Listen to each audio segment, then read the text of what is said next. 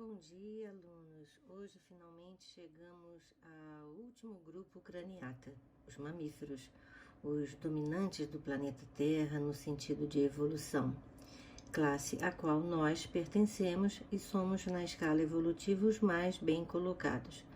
Vocês encontrarão esse assunto nas páginas 590 a 592 do seu livro-texto.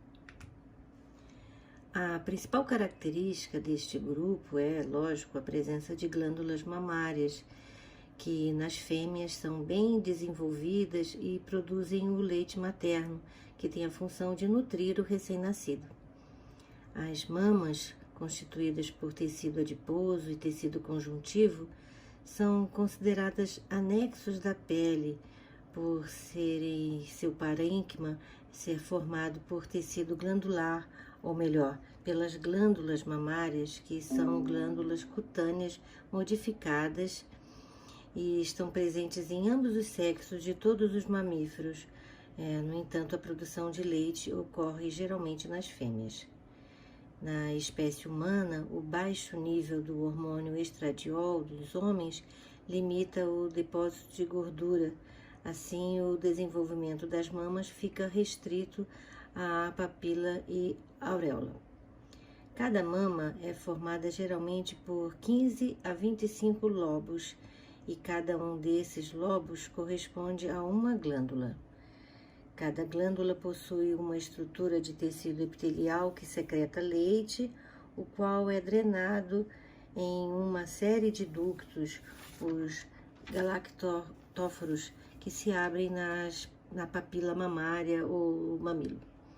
Na puberdade ocorre uma proliferação de ductos de galactóforos e a formação de pequenas estruturas túbulo-alveolares em suas extremidades em virtude do aumento da taxa de hormônios ovarianos.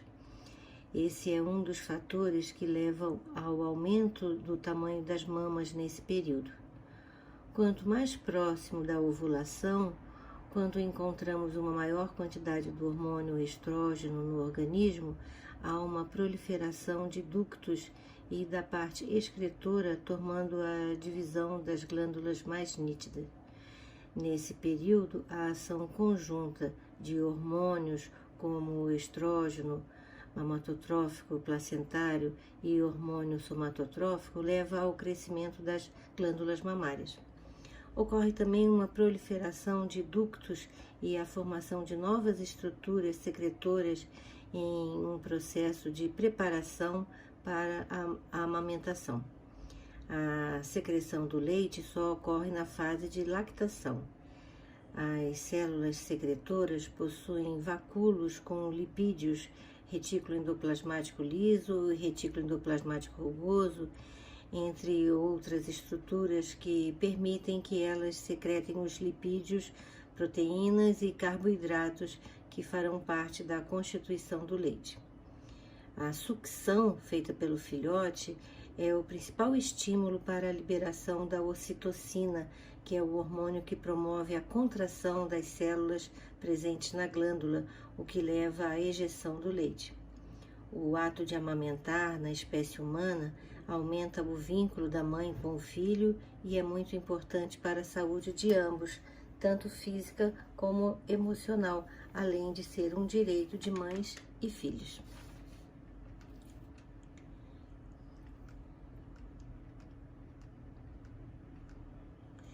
Outra característica também exclusiva dos mamíferos é o corpo totalmente ou parcialmente coberto por pelos, sendo um outro apomorfismo dessa classe. Os pelos são filamentos epidérmicos constituídos de queratina comparada, sendo formado no interior dos folículos pilosos. Em cada folículo piloso se abre uma glândula sebácea que lubrifica a pele e os pelos. Além de proteção, o conjunto de pelos que constitui a pelagem atua como um isolante térmico, contribuindo para manter constante a temperatura corporal. Outra característica do revestimento corporal dos mamíferos relacionados à manutenção da temperatura corporal é a presença na subcutânea de células que armazenam gordura, os adipócitos, formando o chamado panículo adiposo. Além de constituírem uma reserva de alimento, o panículo adiposo age como um isolante térmico, diminuindo a perda de calor corporal. Baleias e golfinhos são mamíferos aquáticos que não apresentam pelos, porque a presença dos pelos poderia interferir na velocidade da natação. Esses animais possuem uma camada de gordura muito grossa sob a pele, o que impede que eles percam calor do corpo para o meio ambiente. É importante lembrar que na fase embrionária, baleias e golfinhos apresentam pelos.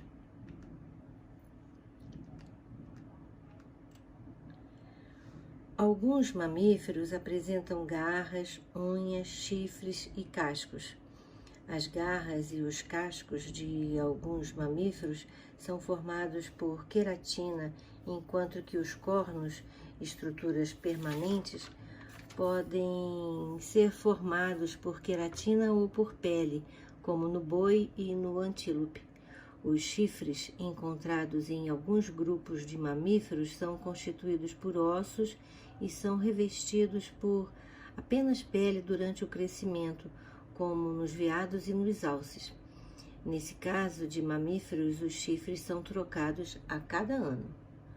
Os dentes desses animais são diferenciados e cada um é responsável por uma determinada função. Há dentes, por exemplo, adaptados para cortar e rasgar, incisivos e caninos, e para amassar ou triturar o alimento pré-molares e molares. A depender da dieta adotada pelo animal, esses tipos de dentes podem estar mais ou menos desenvolvidos.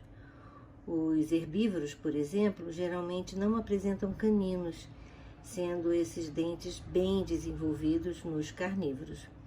Nós, humanos, que somos onívoros, isso é, comemos de tudo praticamente, temos uma dentição com os 3 tipos de dentes: pré-molares e molares para amassar o alimento, caninos para cortar e os incisivos para morder. Os adultos têm mais dentes do que as crianças, sendo que a maioria tem 32 dentes. Dentre eles, 8 são incisivos, 4 são caninos, 8 são pré-molares e 12 são molares, já incluindo os 4 dentes do siso. O dente é uma estrutura localizada na boca que é dura, saliente e esbranquiçada, composta por polpa, dentina e esmalte, que é originada no maxilar e na mandíbula de muitos vertebrados. Além disso, os dentes são substituídos de uma forma mais simples durante as primeiras fases da vida do animal, uma característica denominada difiodontia. Como os dentes são estruturas que se conservam facilmente, as suas características são muito importantes para identificar fósseis em paleontologia e arqueologia. Nós devemos cuidar muito bem dos nossos dentes, porque os 2 primeiros são de graça, mas caso você precise de uma terceira dentição, vai ter que pagar e não vai ser nada barato. Devemos escovar os dentes após qualquer refeição, ao acordar e antes de dormir. Mascar chiclete por mais de 20 minutos a cada dia cansa a mandíbula e pode estragar os dentes. Mascar chiclete sem açúcar por alguns minutos, entretanto, estimula a secreção da saliva e ajuda a limpar os dentes molares em especial. Nos chicletes sem açúcar, há geralmente xilitol, que é um açúcar de difícil digestão pelas bactérias, que leva à asfixia bucal e acaba prevenindo a cárie. O diafragma é um músculo estriado esquelético que separa a cavidade abdominal da cavidade torácica e é o principal músculo responsável pelos movimentos respiratórios dos seres humanos. Está presente em todos os mamíferos e em algumas aves. Nos humanos, esse músculo está localizado junto às vértebras lombares, às costelas inferiores e o osso externo, e ligando-se a estas estruturas através de tendões periféricos. O diafragma apresenta-se coberto pelo peritônio em sua parte inferior e na sua parte superior, e é adjacente à pleura parietal. O diafragma conta com 3 aberturas que permitem a passagem do esôfago, de nervos, da aorta, de vasos torácicos e vasos linfáticos. Quando o diafragma está relaxado, possui a forma de uma abóboda. Durante o processo de inspiração, ele se contrai e, ao distender-se, vai diminuir a pressão interna e comprimir as vísceras abdominais.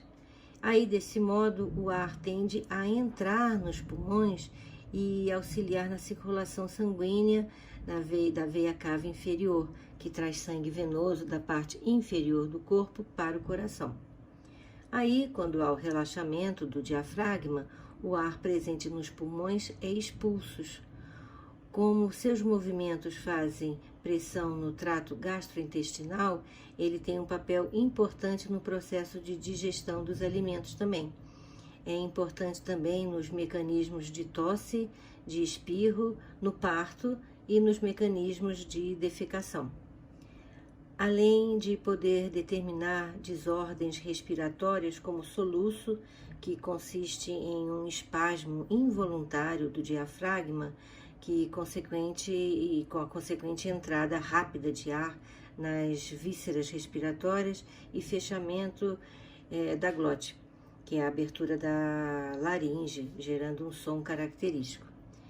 Existem casos onde as vísceras podem passar através de pontos de passagem presentes no diafragma para a cavidade torácica, e essa anomalia é conhecida como hérnia diafragmática.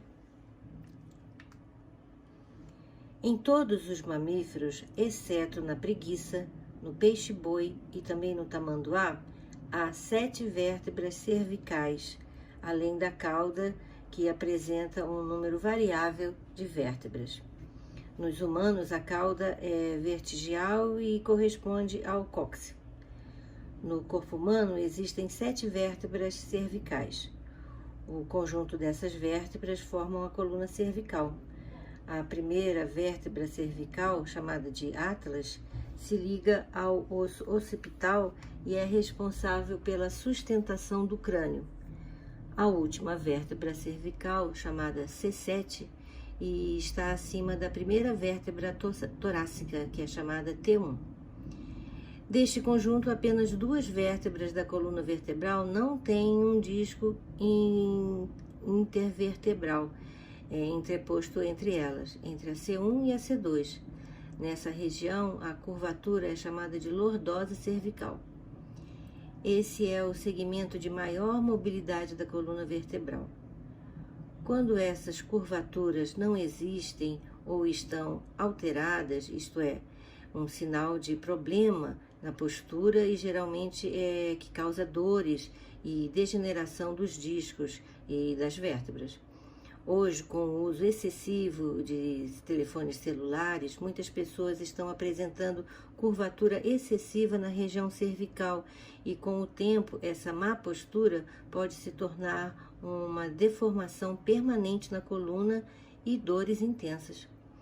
A Organização Mundial da Saúde estima que pelo menos 37% da população brasileira convive com essa dor gerada pela má postura ao manusear os smartphones. Quando ficamos em uma posição neutra de 0 graus, é exercida uma força de 5 kg.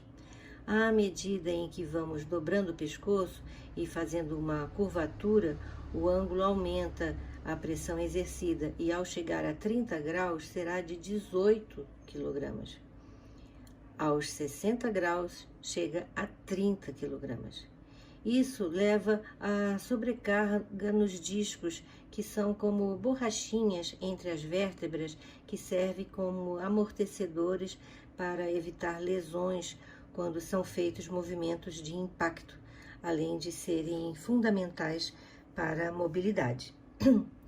Essas lesões causadas pelo uso excessivo do celular pode levar à degeneração do disco, que vai formando uma barriga, entre aspas, que nada mais é do que uma hérnia de disco.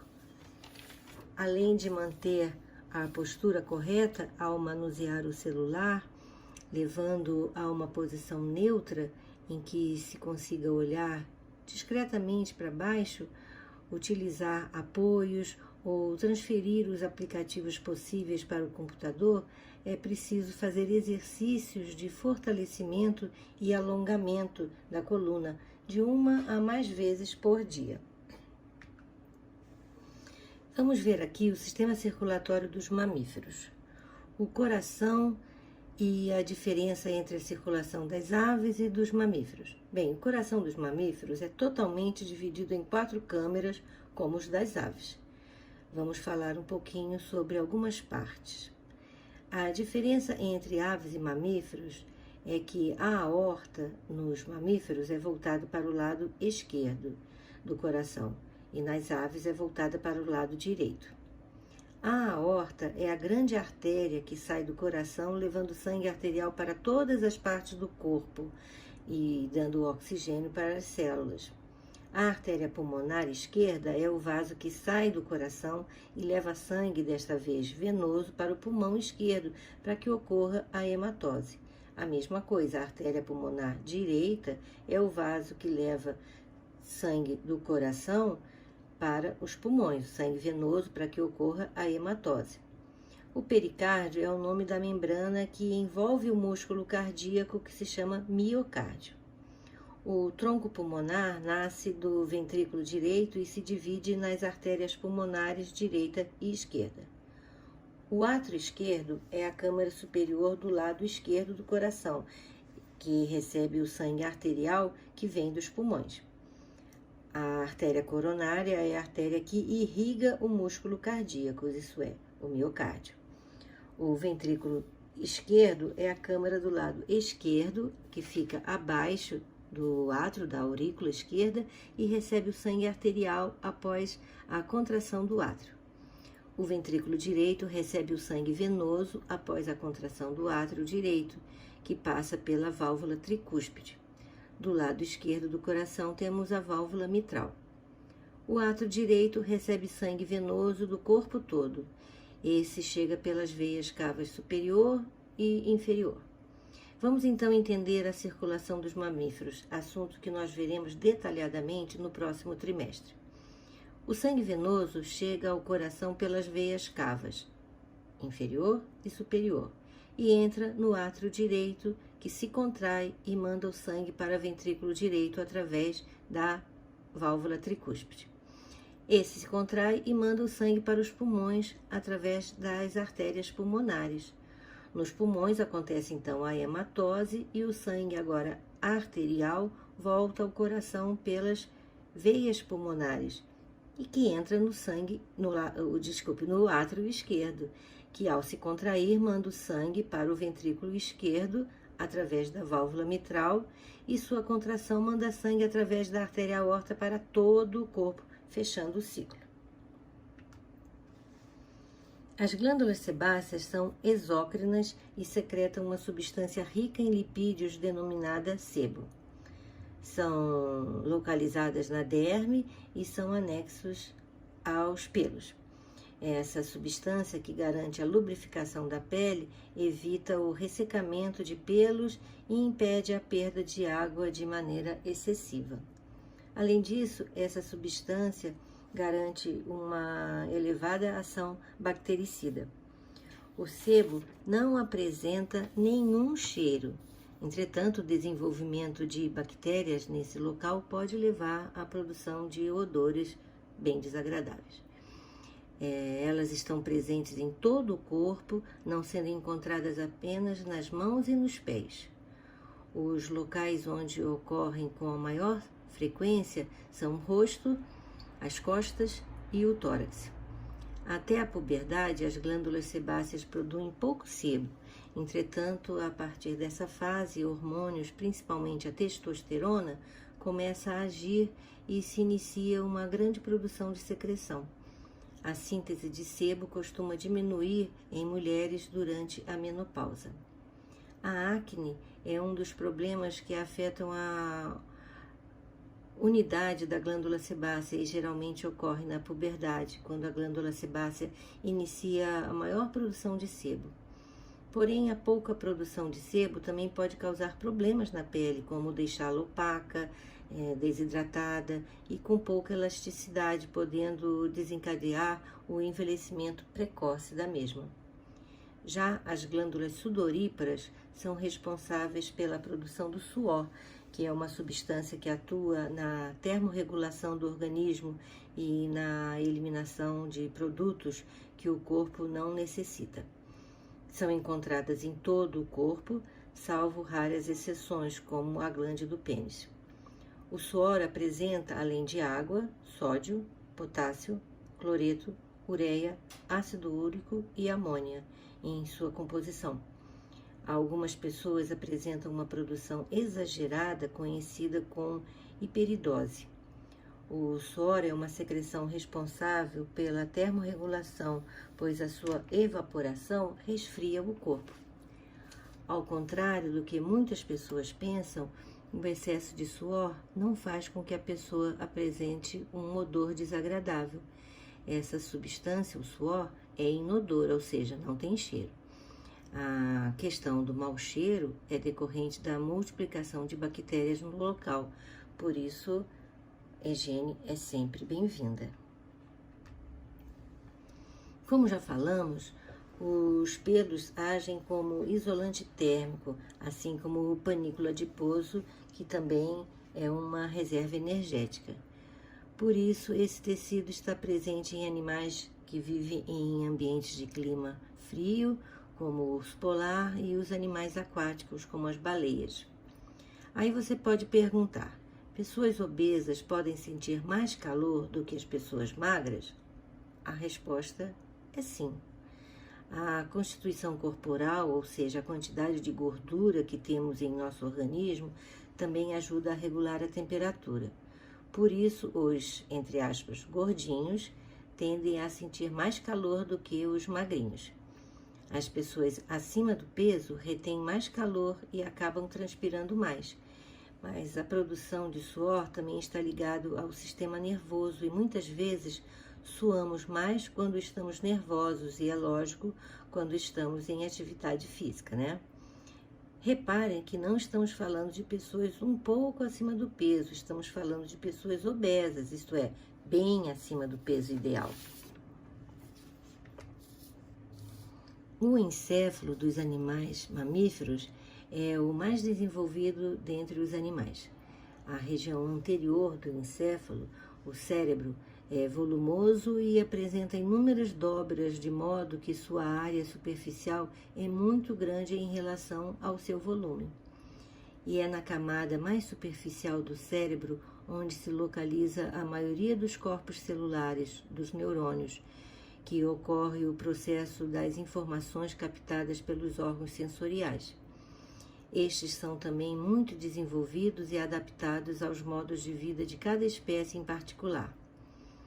Vejam as suas partes e a comparação de um anfíbio, de um réptil e de uma ave. O cérebro é consideravelmente maior nos mamíferos.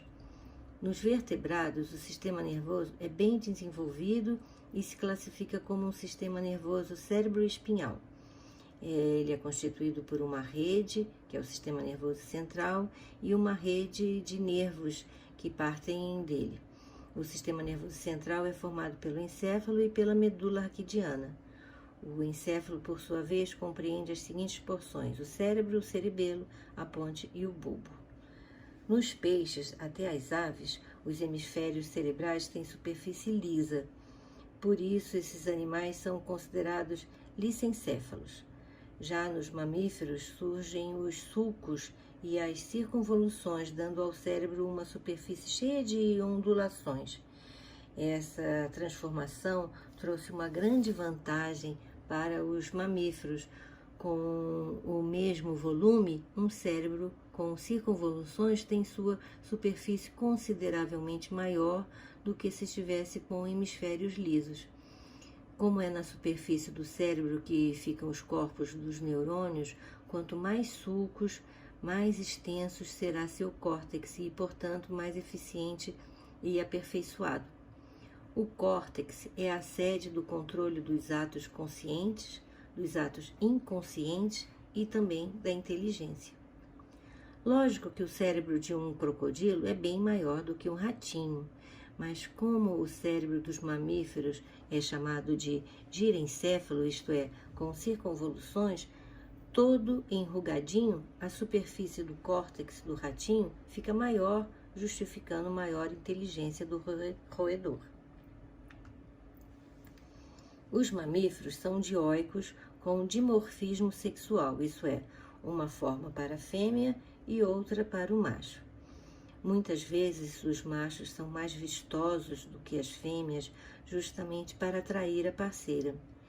Alguns são fiéis a vida toda, porém outros machos têm seu bando e copulam com várias fêmeas. Muitas vezes os machos lutam na disputa pelas fêmeas. O vencedor tem o privilégio de copular com as fêmeas, mas também tem que garantir esse domínio quando de sua velhice, e algumas espécies o perdedor tem que procurar formar o seu próprio bando, porque é expulso pelo macho dominante, o macho que ganhou a luta. Vamos ver como são classificados. O desenvolvimento embrionário é a característica usada para dividir a classe em subclasses.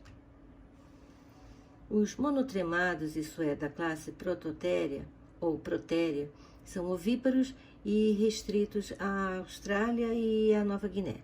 São a ecdna e o onitorrinco, animais muito extravagantes que possuem glândulas mamárias, porém, por causa de terem um bico, tipo dos patos, os filhotes precisam lamber o leite que escorre pelo abdômen da mãe. As fêmeas botam de 1 a 3 ovos depois de 10 a 14 dias de gestação. Eles são animais semiaquáticos e noturnos. Eles precisam comer 20% da sua massa corporal todos os dias. Como todo animal mamífero, ele é homotérmico e grande parte do seu alimento é gasta somente para a produção de energia sob a forma de calor. Os machos de onitorrinco possuem um esporão nos tornozelos que produzem um veneno capaz de matar pequenos animais. A característica mais conhecida dos marsupiais é o seu método de reprodução. A mãe desenvolve uma estrutura em seu útero que fornece nutrientes para o embrião semelhante à placenta, porém não é totalmente conhecido se também transfere alimento ao filhote. O período de gravidez é muito curto, de 4 a 5 semanas. Aí o embrião nasce em um estágio precoce de desenvolvimento, geralmente medindo 5 centímetros. O marsupial recém-nascido usa seus antebraços para subir pela barriga da mãe e se prender a um mamilo contido dentro da bolsa, dentro do marsúpio. Cerca de 70% das 334 espécies existentes ocorrem no continente australiano. Vejam aqui a foto de um canguru que acabou de nascer e vai passar 8 meses preso ao mamilo para completar seu desenvolvimento dentro do marsúpio. A saída do filhote pela vagina da mãe até a chegada ao marsúpio leva mais ou menos 10 minutos. E se ele cair no chão, vai morrer, porque a sua mãe não vai resgatá-lo. Aí ele vai ficar aí até estar totalmente formado e bem grandinho para sair pulando. E ele vai ficar mais ou menos dentro do marsúpio, mais ou menos 1 ano, quando ele vai ficar bem pesado e a mãe acaba por expulsá-lo para poder continuar a saltar mais rapidamente e muitas vezes salvar sua própria vida. Se o número de filhotes é maior do que o número de mamilos dentro do marsúpio, os filhotes excedentes morrerão. Depois de saírem da bolsa, entretanto, os filhotes permanecem perto de suas mães. Aqui no Brasil, temos marsupiais também. E um exemplo é o saruê, que inclusive encontramos aqui no colégio. São animais muito importantes no controle de insetos e não devem ser atacados. A classe Eutheria, a qual nós pertencemos, guarda 95% das espécies de mamíferos. Nessa subclasse, os filhotes completam seu desenvolvimento embrionário no útero materno, ligados à placenta, que é um órgão que se forma neste período e tem a função de alimentar o filhote através do cordão umbilical. Vejam aqui um golfinho e um elefante, ambos placentários. A gestação de um golfinho é de 12 meses e de um elefante pode chegar a 22 meses nos elefantes da savana. De acordo com uma reportagem da revista científica Science, os elefantes demoram para nascer porque já nascem ao mundo com o cérebro bem desenvolvido, já um desenvolvimento bem avançado, podendo compreender como funciona a manada e como se alimentar, ensinamentos essenciais para a sobrevivência da espécie. Eles mamam até os 3 anos e precisam dos cuidados do bando. O elefante gera apenas um filhote por vez, em 99% dos casos. Esse 1% restante corresponde ao nascimento de gêmeos. A mãe panda dá à luz a 2 filhotes, porém só um deles receberá mais alimento e proteção. O outro ficará de lado e precisará de ainda mais sorte e habilidades para sobreviver. Aqui vemos o bebê humano que, ao nascer, ainda está ligado à placenta que sai junto durante o parto. Uma característica muito importante dos mamíferos é o comportamento parental, isso é, o cuidado que os pais têm com seus filhotes. Esse cuidado foi fundamental para o domínio dos mamíferos quando do extermínio dos grandes répteis há 660 milhões de anos. Nós, humanos, somos os animais que temos a maior ligação com nossos filhotes. Apenas 3 a 5% dos machos mamíferos continuam dando atenção aos filhotes após o nascimento, como os papais humanos fazem com os seus filhotes. Muitas vezes o cuidado do filho fica na função das mães, mas a cada dia mais homens estão entendendo que esta função é dos dois, assim como a obrigação de arcar com as despesas, que são bem grandes. Sem dúvida, a espécie humana é a que mais e melhor e por mais tempo cuida de suas crias. Muitas vezes cuidamos de nossos filhos até que as funções se invertam e aí os nossos filhos é que cuidam de nós. Para os pais, os filhos não crescem, são sempre seus bebês e por mais que vocês hoje se irritem com esse comportamento excessivo, um dia vão repetir esse comportamento com seus filhos e vão dar razão à mamãe e ao papai. Podem ter certeza disso. Vejam aqui alguns exemplos de mamíferos, uns lindos como o tigre, outros fofos como o coelho e outros assustadores como o morcego, os únicos mamíferos voadores. O mussuranho pigmeu é o menor mamífero terrestre, com mais ou menos 2 centímetros, e o maior mamífero é a baleia azul, que pode chegar a 30 metros. Bem, alunos, o sucesso dos mamíferos na conquista da Terra foi graças a essas várias características que vimos aqui. Glândulas mamárias para alimentar o filhote, pelos protegendo e aquecendo o corpo, diferentes dentes para a obtenção de alimento, sistema nervoso mais desenvolvido da escala evolutiva, a placenta e o cuidado que os pais têm com suas crias durante períodos muito longos. A natureza privilegiou os mamíferos. Agora, o sucesso individual depende de cada um de nós. Nada se consegue sem esforço na vida. Então, agora que você já tem todo o material para uma boa avaliação, vai estudar. Na próxima aula, faremos uma revisão de todo o assunto para a próxima avaliação, ok? Então, até a próxima.